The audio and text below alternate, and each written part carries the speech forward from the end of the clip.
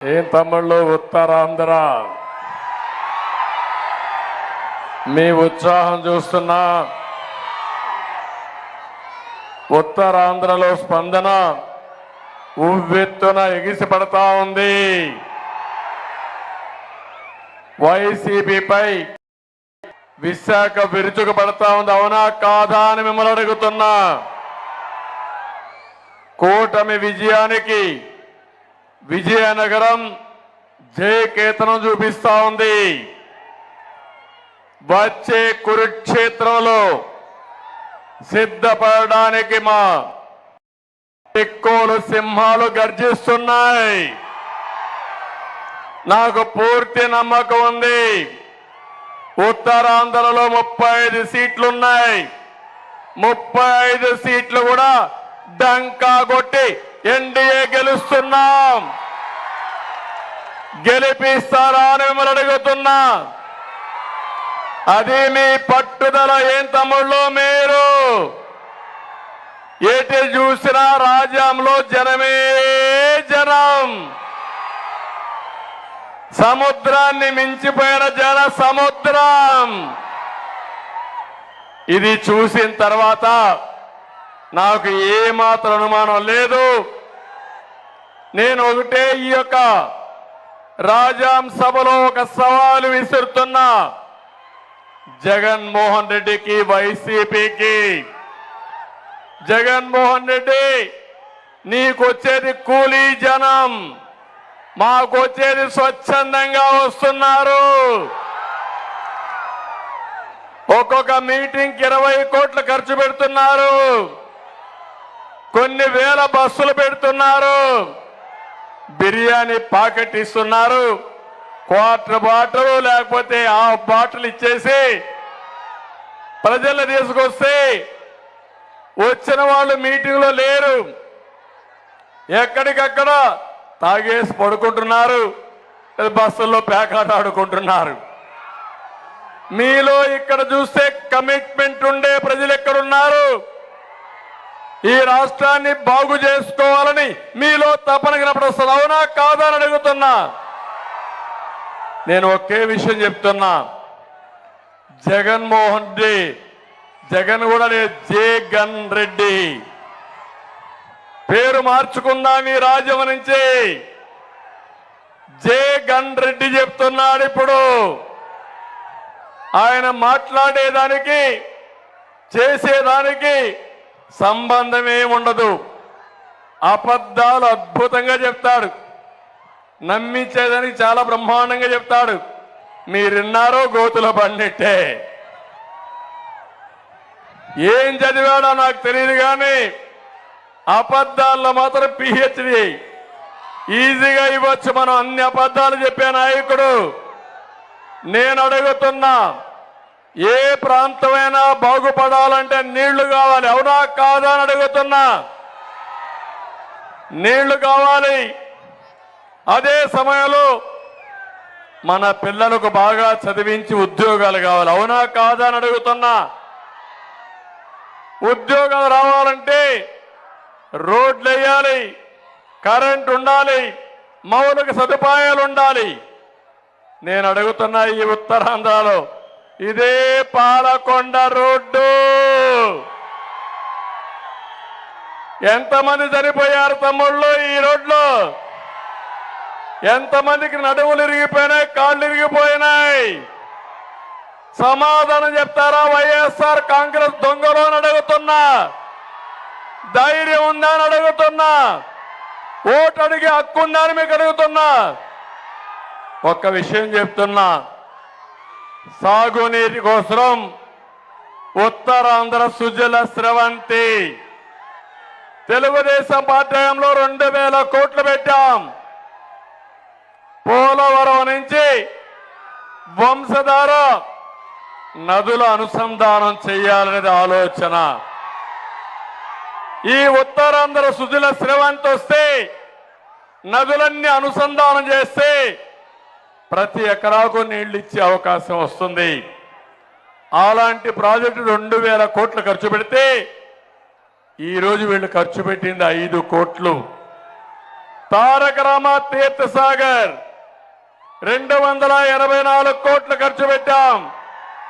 వీళ్ళు ఖర్చు పెట్టింది 5 ఏళ్ళు 76 కోట్లు. మహేంద్ర తనయ ఆఫ్ షోర్ 553 కోట్లు ఖర్చు పెడితే వీళ్ళు పెట్టింది 26 కోట్లు. తోటపల్లి ప్రాజెక్టు 237 కోట్లు ఆ రోజు ఖర్చు పెడితే వీళ్ళు పెట్టింది 61 కోట్లు. గజపతి బ్రాంచ్ కెనాల్తో కలిపి వంశధార ఫేజ్ 2 420 కోట్లు ఖర్చు పెట్టాం. ఇంకా పెండింగ్ లో ఉన్నాయి, 1 పైసా ఖర్చు పెట్టలేదు. వంశధార నాగావళి లింక్ 145 కోట్లు ఖర్చు పెట్టాం. 1 పైసా ఖర్చు పెట్టలా. నేను ఇప్పుడు సవాల్ విసురుతున్నా, ఉత్తరాంధ్ర సుజల స్రవంతి కాకుండా 1600 కోట్లు ఖర్చు పెట్టిన పార్టీ తెలుగుదేశం పార్టీ. మీరు పెట్టింది 594 కోట్లు. నేను అడుగుతున్నా, ఈ ప్రాంతం బాగుపడాలంటే నీటి ఆధారం అవసరం, సాగునీరు ఇవ్వాలి. ఇవ్వాలనా లేదా తమ్ముళ్ళు అని మిమ్మల్ని అడుగుతున్నా. ఇవ్వాలనా లేదా ఆడబిడ్డలు మీరు చెప్పమని అడుగుతున్నా. అందుకే ఈయన వంగి మాగదులున్నారు, అడ్వైజర్స్ అనే పేర్లు పెట్టాడు. సాక్షి పేపర్ ఉంది, ఆ పేరే అసాక్షి. తప్పుడు వార్తలు రాస్తూనే ఉంటుంది. కనీసం ఆ పేపర్కి కొన్ని వేల కోట్ల రూపాయలు అడ్వర్టైజ్మెంట్లు ఇచ్చారు. వీళ్ళ యొక్క అడ్వైజర్స్ కి కనీసం 100 కోట్ల రూపాయలు దోచిపెట్టారు, 1000 కోట్ల దగ్గర.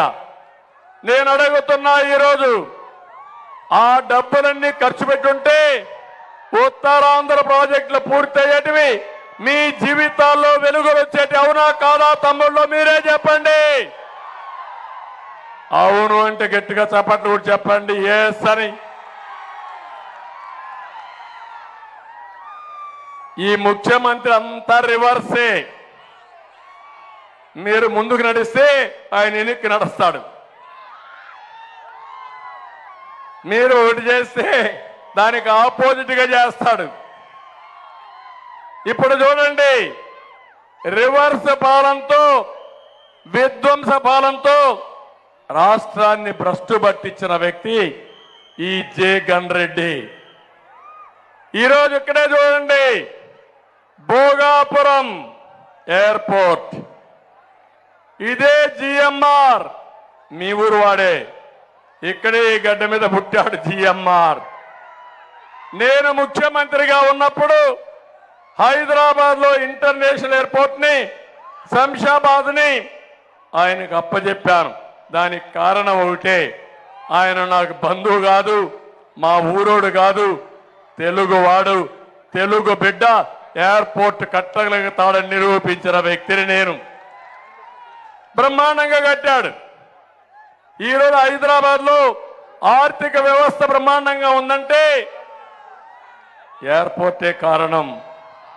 ప్రపంచం నుంచి అందరూ వస్తున్నారు హైదరాబాద్కి.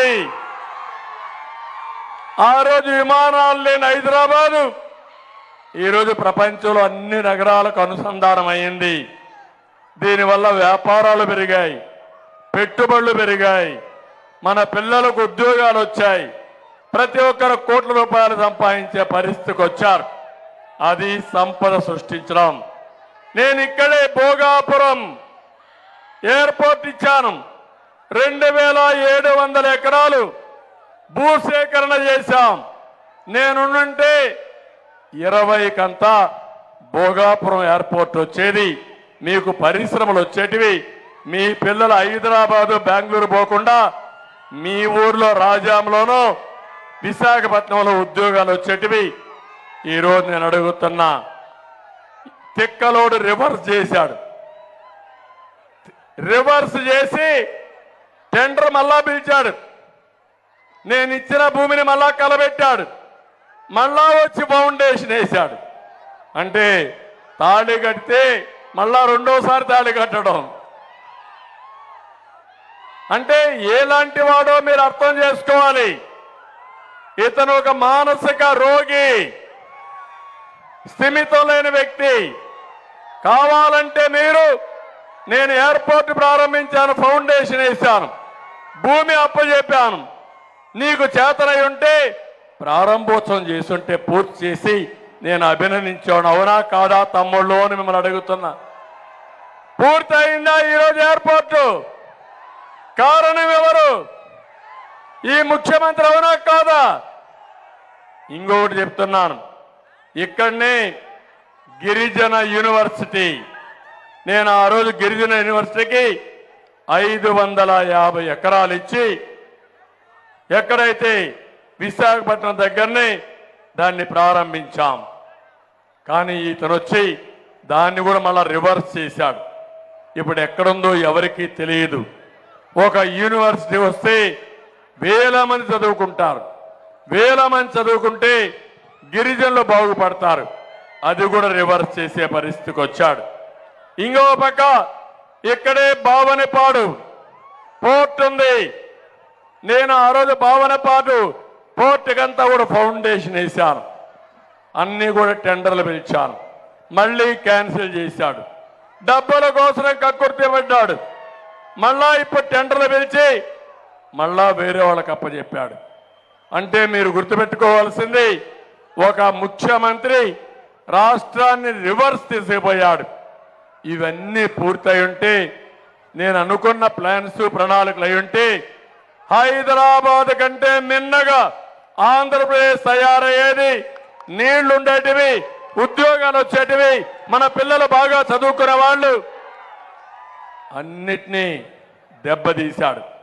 5 ఏళ్లలో మీరు చూస్తే విశాఖను చెరబట్టారు. వైసీపీ నేతల దాడులు, కబ్జాలతో ఉత్తరాంధ్ర విలువలాడింది. 40,000 కోట్ల రూపాయల ఆస్తులు హస్తగతం చేసుకున్నారు. ప్రతి ఒక్కరి మెడ మీద కత్తి పెట్టి బలవంతంగా ఆస్తులు రాసుకున్నారు, లేకపోతే కబ్జాలు చేశారు, దారుణంగా ప్రవర్తించారు. నేను ఆ రోజు ఉత్తరాంధ్రకు మనం విదేశాల నుంచి పరిశ్రమలు తీసుకొస్తే వీళ్ళు భూ సెటిల్మెంట్లు తీసుకొచ్చారు. విశాఖను మనం వాణిజ్య రాజధానిగా చేస్తే వీళ్ళు గంజాయి డ్రగ్స్ రాజధానిగా చేశారు. మీరు ఒక్కసారి గుర్తుపెట్టుకోవాలి, ఎవరైనా పిల్లలు మనకు తెలుసో తెలియకో గంజాయికి అలవాటైతే, డ్రగ్స్కి అలవాటైతే ఇంకా వాళ్ళు మన చేతుల్లో ఉండరు. ఆ విషయం మీరు గుర్తుపెట్టుకోవాలి. 25,000 కేజీలు విశాఖపట్నంలో డ్రగ్స్ వచ్చాయంటే ప్రభుత్వానికి తెలియకుండా వచ్చాయా తమ్ముళ్ళు? ఈ విషయం కూడా మీరు గుర్తుపెట్టుకోవాల్సిన అవసరం ఉంది. మనం ఆ రోజు అదాని డేటా సెంటర్ని, లూలోని, పొరుక్లైన్, టెంపుల్టన్ వంటి మల్టీనేషనల్ కంపెనీస్ తీసుకొచ్చాం. అన్నిటినీ తరిమేశాడు. ఈరోజు మీరు చూడండి, అక్కడ నేను ఆ రోజు మెడ్టెక్ జోన్ పార్క్ ఒకటి కట్టాను. అది కడితే దేశంలోనే మెడికల్ ఎక్విప్మెంట్ తయారు చేసి కేంద్రంగా విశాఖపట్నం తయారైంది. దీనివల్ల 15,000 మందికి ఉద్యోగాలు వచ్చాయి. దాన్ని కూడా మూసేయాలని ప్రయత్నం చేశాడు, కానీ కేంద్రం గట్టిగా ఉండి అది కాపాడారు. ఈరోజు 15,000 మందికి ఉద్యోగాలు వచ్చాయి. మళ్ళీ నేను వస్తానే ప్రపంచానికే మెడికల్ ఎక్విప్మెంట్ మన మెడ్టెక్ పార్క్ నుంచి ఉత్పత్తి చేస్తాం, సరఫరా చేస్తామని మరొక్కసారి మీ అందరికీ హామీ ఇస్తున్నా. ఇది అభివృద్ధి. నేను ఒక మాట చెప్తున్నాను, విశాఖపట్నం మీద జగన్ రెడ్డికి ప్రేమ లేదు, మన ఆస్తుల మీద ప్రేమ, ఇక్కడ ప్రజల మీద కక్ష. అందుకే ఇతను వచ్చి ఈ ప్రాంతాన్ని మొత్తం కొల్లగొట్టే పరిస్థితికి వచ్చాడు. ఈరోజు మాట్లాడితే సామాజిక న్యాయం అంటాడు. నేను అడుగుతున్నా, తమలో ఈ ప్రాంతానికి సామాజిక న్యాయం జరిగిందా అని మిమ్మల్ని అడుగుతున్నా. బీసీలకు ఏమైనా పనిచేశాడా అని మిమ్మల్ని అడుగుతున్నా. నేను ఇచ్చిన 30 పథకాలు రద్దు చేశాడు. మళ్ళీ నా బీసీలు అంటాడు. మా ఆడబిడ్డలు అడుగుతున్నా, ఏమమ్మా మీకు న్యాయం జరిగిందా? నిత్యావసర వస్తువులు పెరిగాయా లేదా? నేను ఆ విషయం కూడా మీకు చెప్తాను. ఈ ప్రాంతంలో బీసీలు ఉన్నారు, ఎస్సీలు ఉన్నారు, పేదవాళ్ళు ఉన్నారు. ఇక్కడ నాయకులు లేరు. జిఎంఆర్ అయితే దేశంలోనే విమానాశ్రయం కట్టి హైదరాబాదే కాకుండా ఢిల్లీ విమానాశ్రయాన్ని కూడా నడుపుతూ విదేశాల్లో కూడా విమానాశ్రయాలు కట్టారు. మీకు పెత్తనం ఇస్తే మీరు చేయగలుగుతారు. ఇక్కడ విజయసాయిరెడ్డి పెత్తనం ఏంటి? సుబ్బారెడ్డి పెత్తనం ఏంటని అడుగుతున్నా. మీకు ఈ ప్రాంతానికి సంబంధమైన అడుగుతున్నా. నేను ఇచ్చాను ఈరోజు అప్పలనాయుడు ఎంపీ క్యాండిడేట్ గా ఒక సామాన్య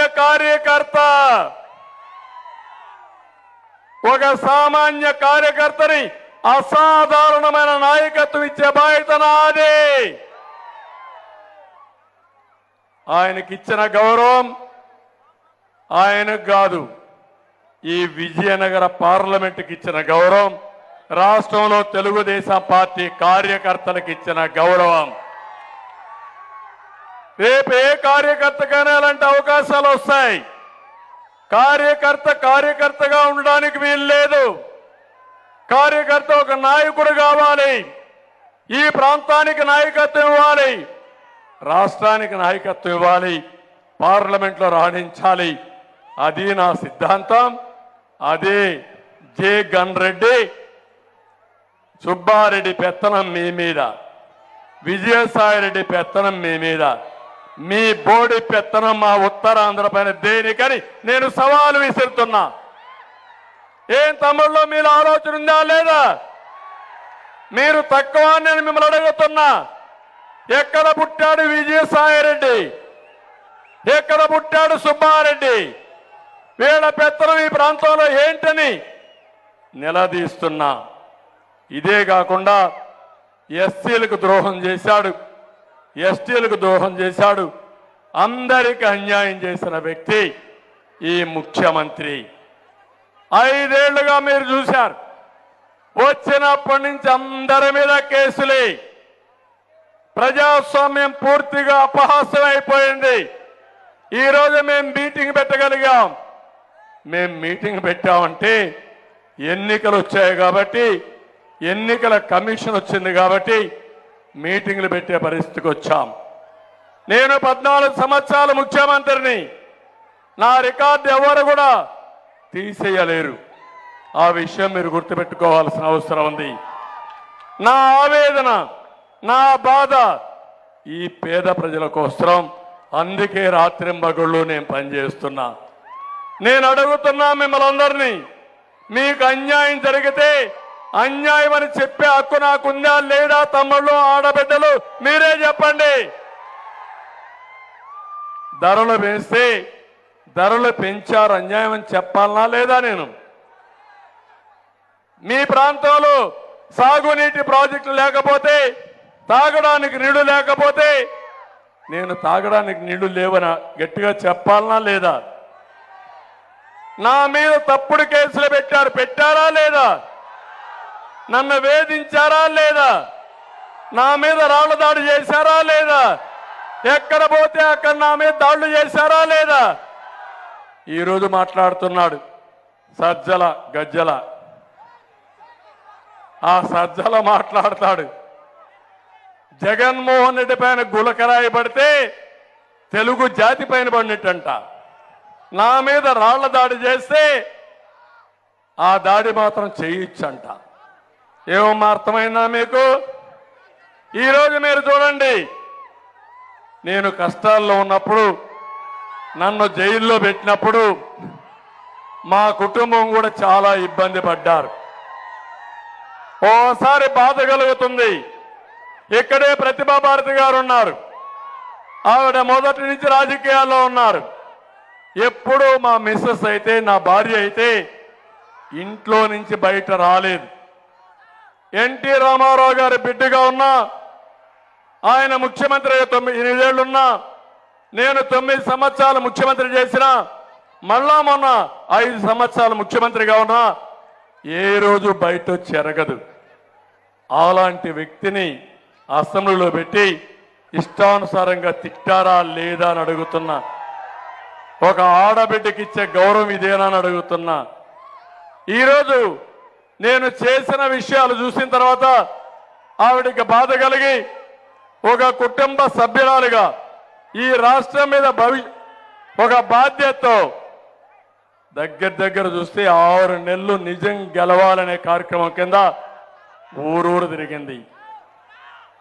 నేను ఆ రోజు నాకు ఇబ్బంది వచ్చినప్పుడు 203 మంది ప్రాణాలు వదిలిపెట్టారు బెంగతో.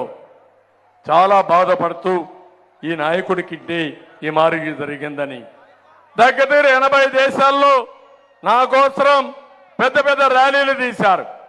ఆ సమయంలో ఈవిడ కూడా 203 కుటుంబాలకు వెళ్ళి ఆర్థిక సహాయం చేసి మీరు మా కుటుంబం కోసం త్యాగం చేశారు, మేము మీకు అండగా ఉంటామని ధైర్యాన్ని చెప్పింది, ఆర్థిక సహాయం చేసింది.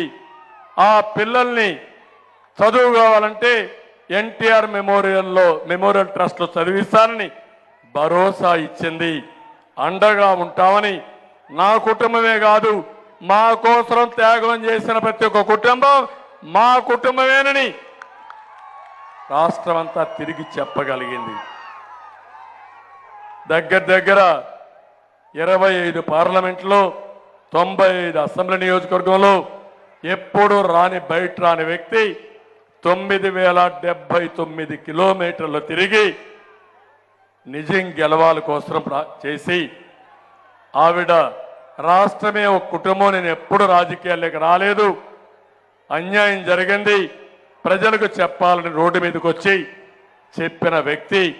మనస్ఫూర్తిగా నేను కూడా, ఎందుకంటే ఒక్కోసారి భారతదేశంలో ఉండే కుటుంబ వ్యవస్థ ఎంత పటిష్టమైందంటే నేను జైల్లో ఉన్నప్పుడు వారానికి 2 రోజులు ములాఖత్ ఇచ్చింది, కుటుంబ సభ్యులకి ఇచ్చారు, నాకు ధైర్యాన్ని ఇచ్చారు, నిలబడ్డారు. అలాంటి మా కుటుంబ సభ్యులకు కూడా మీ అందరి తరపున ధన్యవాదాలు తెలియజేస్తున్నాం. మన కోసం ఈ రాష్ట్రం కోసం పోరాడారు, అండగా ఉన్నారు. ఇప్పుడు నాకేం అవసరం లేదు, ఆ విషయం కూడా మీరు గుర్తుపెట్టుకోవాలి.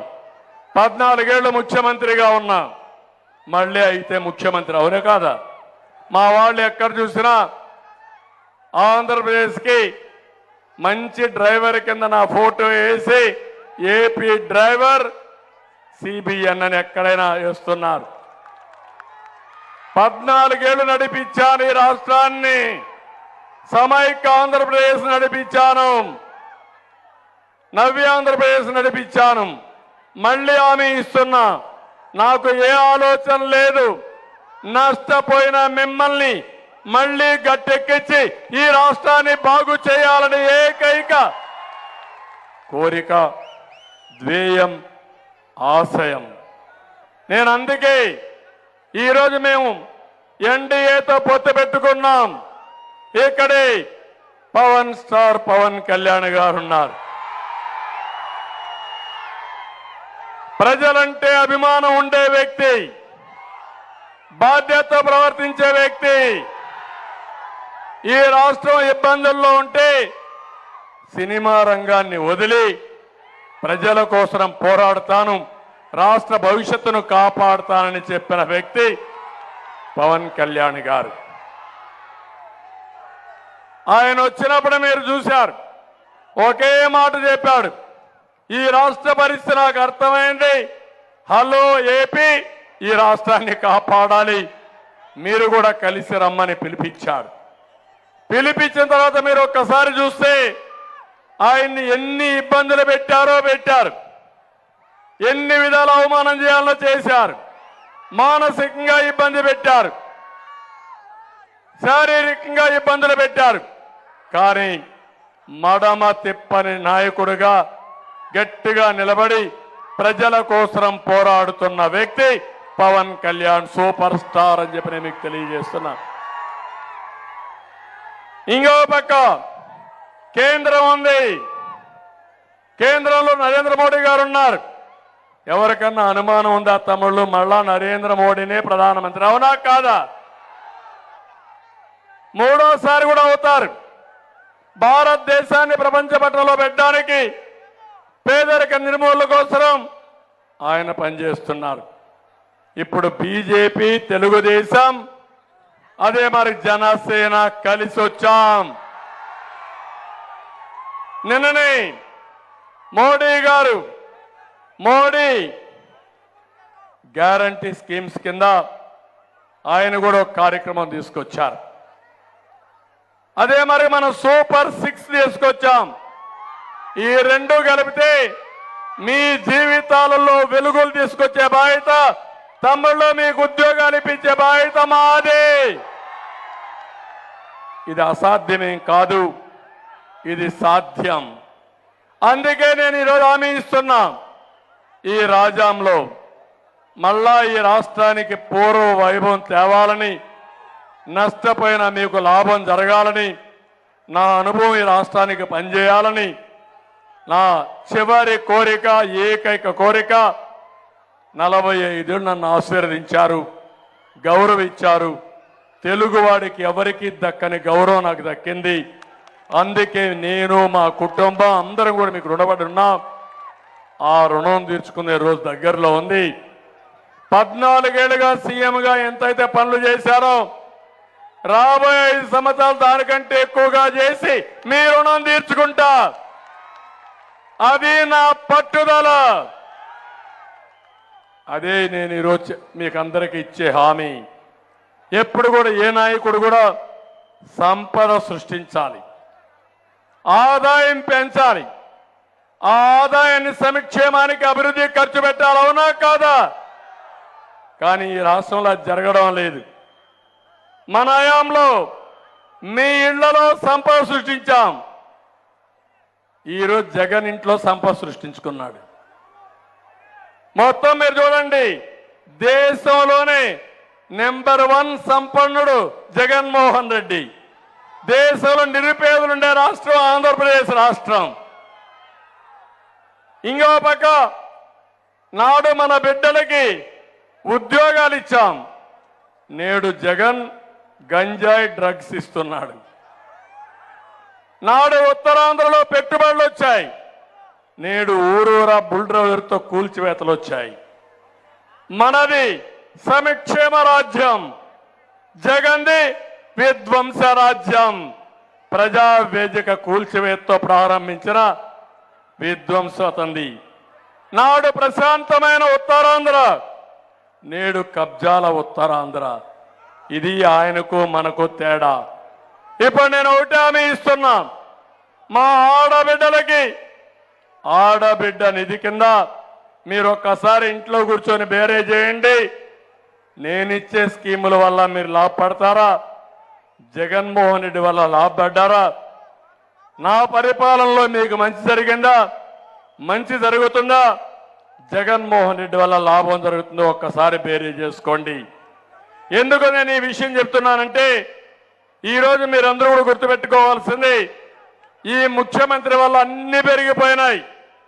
బాధుడే బాధుడు. కరెంటు ఛార్జీలు పెరిగాయా లేదా? నిత్యావసర వస్తువుల ధరలు పెరిగాయా లేదా? పెట్రోల్ డీజిల్ పెరిగిందా లేదా? మద్యం ధరలు పెరిగాయా లేదా? పన్నుల భారం పడిందా లేదా? ఆర్టీసీ రేట్లు పెరిగాయా లేదా? అన్ని పెరిగిపోయినాయి. ఏ ప్రభుత్వం అయినా ఆదాయం పెంచాలి, ఖర్చులు తగ్గించాలి. మీ కష్టానికి ఫలితం వస్తే అదే రామరాజ్యం, అదే సుపరిపాలన. ఈ ప్రభుత్వంలో ఉల్టా అయింది. మీ ఆదాయం తగ్గిపోయింది, ఖర్చులు పెరిగిపోయినాయి, అప్పుల పాలైపోయారు. మీరు అప్పుల పాలయ్యారు, రాష్ట్రం కూడా అప్పుల పాలైపోయింది. ఎప్పుడు కూడా అప్పులు తెచ్చి బటన్ నొక్కితే ఒక రోజున మీ కురితాళ్లు పడతాయి, డబ్బులు కట్టలేక. అంతే కదా? మీ ఆస్తి కూడా తాకట్టు పెట్టేస్తారు. అందుకనే ఈరోజు నేను మిమ్మల్ని అందరినీ కోరేది, నేను ఆడబిడ్డ అనేది వస్తాను, తప్పకుండా వస్తాను. ఏపీ పోలీసులు ఒకటిగా తమ్ముళ్ళు డిఎస్సి ఇవ్వాల, పోలీస్ రిక్రూట్మెంట్ జరగాల, టీచర్ ఉద్యోగాలు ఇవ్వాలా, సర్వీస్ కమిషన్ లేదు, నేను వస్తానే మెగా డిఎస్సి పెడతా, మీ అందరికీ ఉద్యోగాలు ఇస్తా. అంతేకాదు 25,000 కానిస్టేబుల్ ఇస్తానని ఒక్క కానిస్టేబుల్ ఉద్యోగం ఇచ్చాడా తమ్ముళ్ళు అడుగుతున్నా మిమ్మల్ని. దుర్మార్గమైన పాలన. అందుకే నేను చెప్తున్నా, జాబు రావాలంటే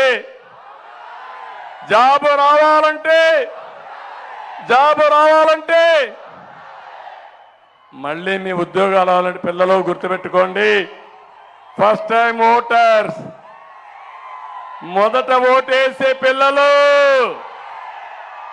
జాగ్రత్త. ఏమమ్మా జాగ్రత్త, నీ ఓటు కూటమికయ్యి, అప్పుడే ఉద్యోగం వస్తుంది, అప్పుడే నీ భవిష్యత్తు బాగుంటుంది. మళ్ళా ఫ్యాన్ కేస్తే ఊరేసుకోవాలి. ఆ ఫ్యాన్ ఏం చేస్తారో మనం ఊరేసుకోకూడదు.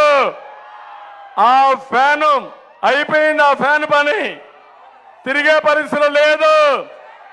ఆ ఫ్యాన్ ని ముక్కలుగా విరగ్గొట్టి ఎక్కడేస్తారు? డస్ట్బిన్ లో పాడేయండి.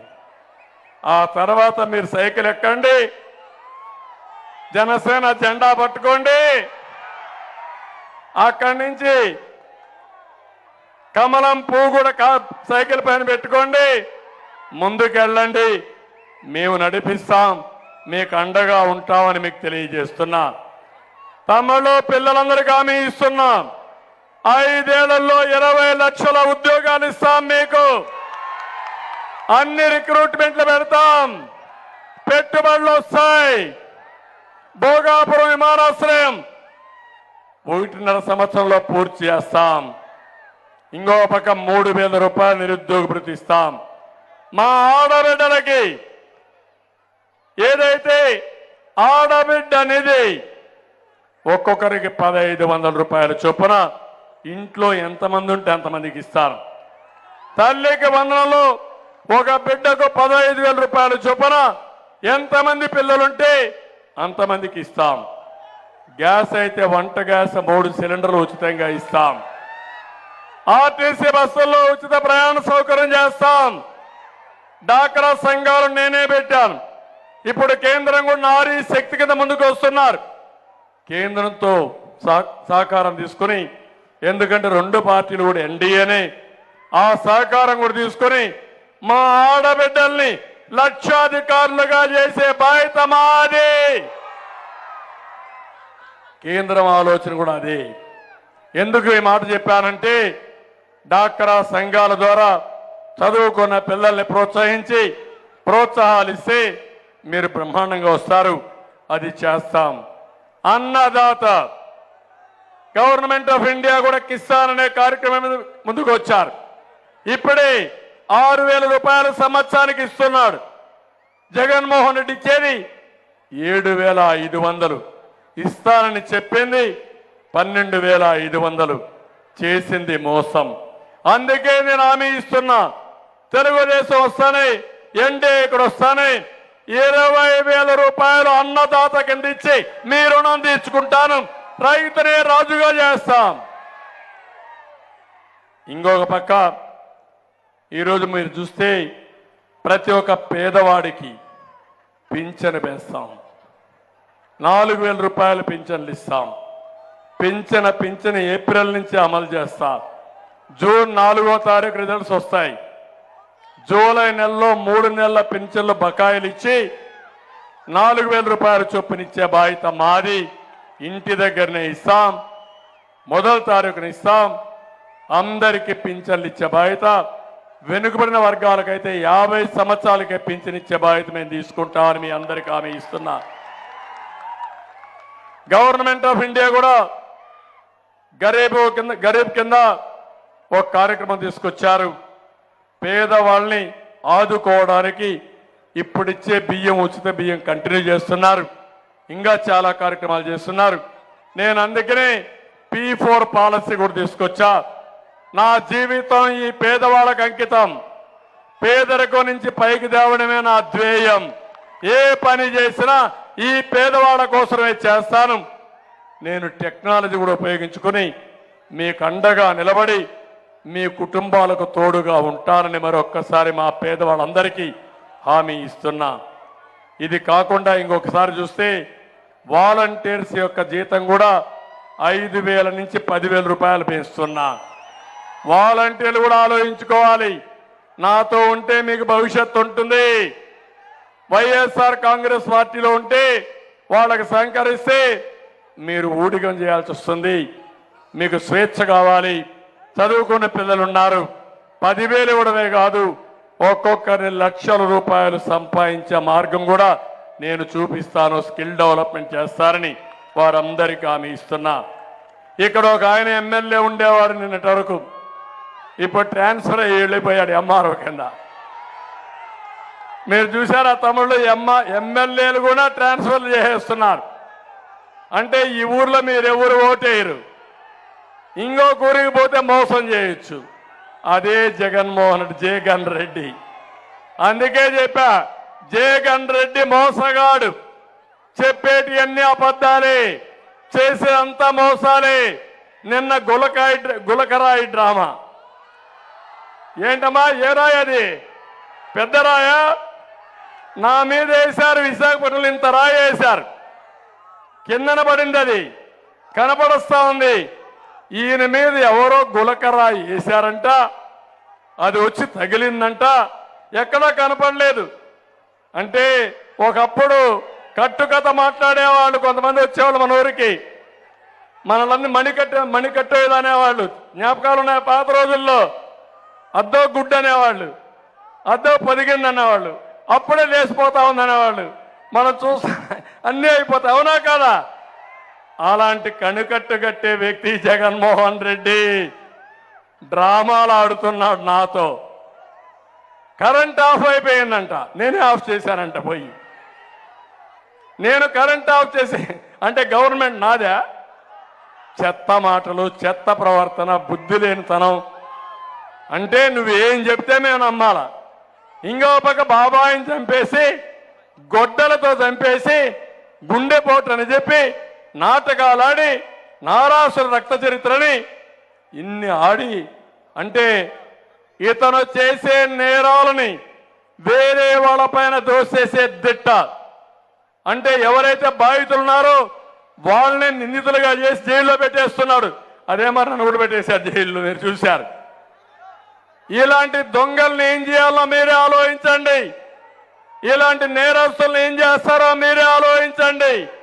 ఆంధ్రప్రదేశ్ రాష్ట్రాన్ని నేరాల అడ్డాగా తయారు చేస్తారా తమ్ముళ్ళు అని మిమ్మల్ని అడుగుతున్నా.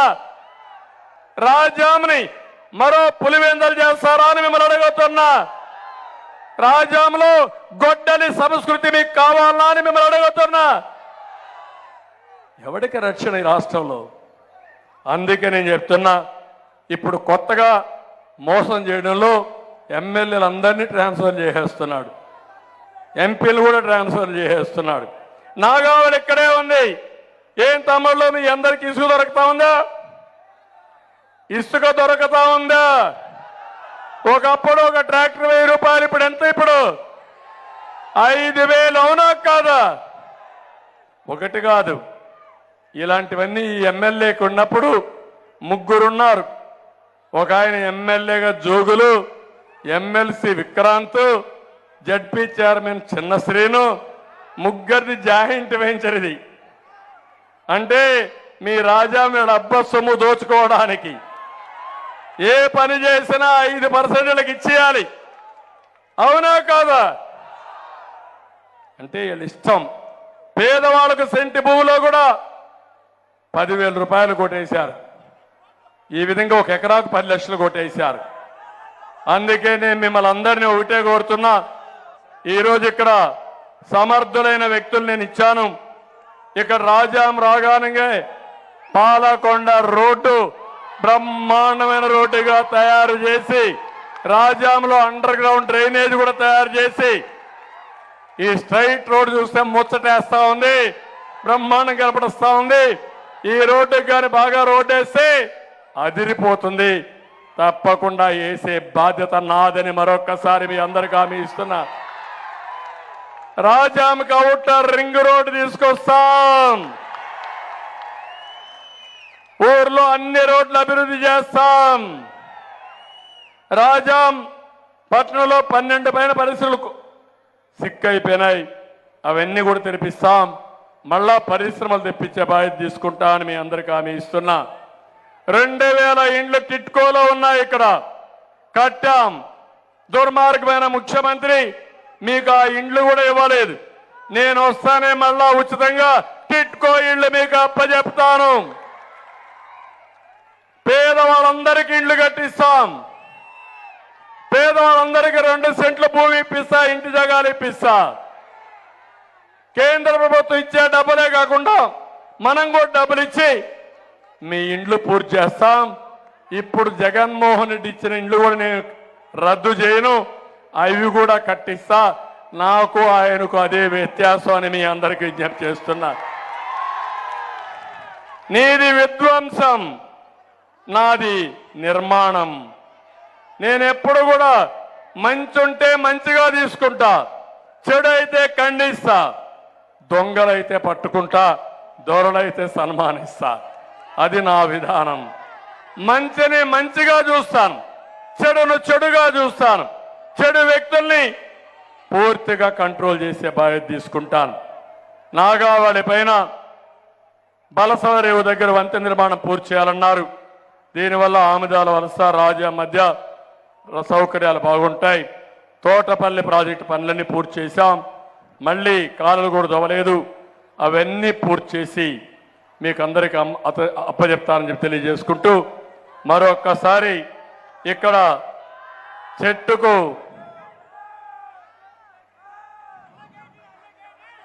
ఒకటే చెప్తున్నా, మీకు అన్నా క్యాంటీన్ పోయింది, విదేశ విద్య పోయింది, పీజీ స్కాలర్షిప్లు పోయినాయి, ఇంకో పక్క పండుగ కానుకలు పోయినాయి, చంద్రన్న బీమా పోయింది, 100 పైగా సంక్షేమ కార్యక్రమాలు పోయినాయి. అందుకే ఈరోజు నేను ఒకటి చెప్తున్నాను మీ అందరికీ, చెట్టుకు పోసిన నీరు ఎలా వృధా కాదో ఎన్డీఏకు వేసిన ఓటు కూడా ఎప్పటికీ వృధా కాదు. చెట్టు ఏ విధంగా అయితే పెరిగి మీకు నీడిస్తుందో ఎన్డీఏ గెలిచి మీ కష్టాలన్నీ తీర్చి మీకు అండగా ఉంటుందని మరొక్కసారి తెలియజేసుకుంటూ ఈ కార్యక్రమానికి వచ్చిన మిమ్మల్ని అందరినీ పేరు పేరున మనస్ఫూర్తిగా అభినందిస్తూ సెలవు తీసుకుంటున్నా. జై హింద్, జై ఎన్డీఏ. ఛాన్స్ చాలు ఇక నీకు మాకు చెల్లు. ఇడ్లీ తినాలంటే సాంబార్ కావాలి, ఆ పూరి తినాలంటే ఆలు కుర్మా కావాలి, ఆ ఆంధ్రప్రదేశ్ అడుగు తినాలంటే జగనే కావాలి. మా బాగోగులు మంచిగా చూసే బాబు గారికే వేస్తాం. జగన్ మట్టుగా జరుగు జరుగు జరుగు జగన్ ఖాళీ చేయి కుర్చీ, జనరాజ్యం వస్తున్నది ఎన్నికల్లో గెలిచి.